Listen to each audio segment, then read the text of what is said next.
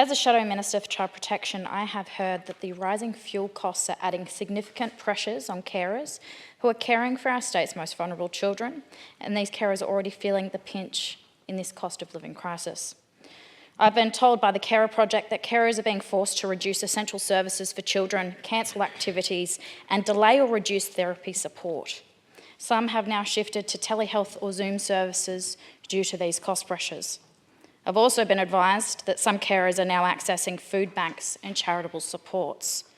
My question to the Deputy Premier is, will the government take steps to ensure carers of children and young people in care can afford to get these children to their appointments? Deputy Premier. I think the honourable member for a question, and it does raise an important point. There is probably not a sector of our community or society that's not affected by fuel costs, whether it's in people getting to appointments or being able to perform their function in the child protection area, whether it's in remote and regional Aboriginal communities, people accessing or being transported for health services, whether it's touring theatre company and musicians getting to the next place that they're performing.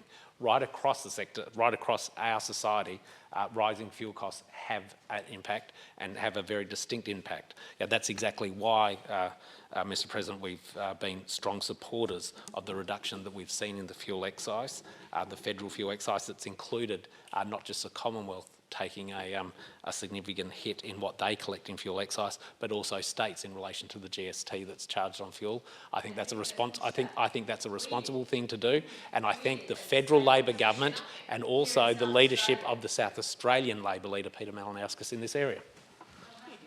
Supplementary. Is the government considering any form of dedicated fuel support for those responsible for children in care?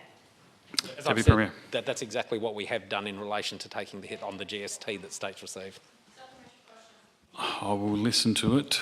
Does the Deputy Premier believe it's acceptable that the flow-on effect of the increasing fuel costs is that carers are now having to delay or reduce therapy supports, cancel activities and reduce essential services for children in care?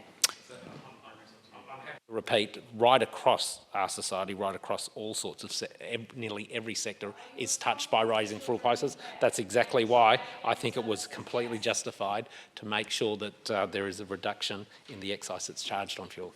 Let's move on to the next question. This is going to have to be good. Does the government believe that they have an additional... If you listen... Order. If you listen... Order. Does the government believe they have an additional level of responsibility for children in care and ensuring that they have the supports and services needed for basic level of care? I don't know if that follows from the original He's talking about making sure people in the community... I think that's a long bow to draw. So let's move on to the next question.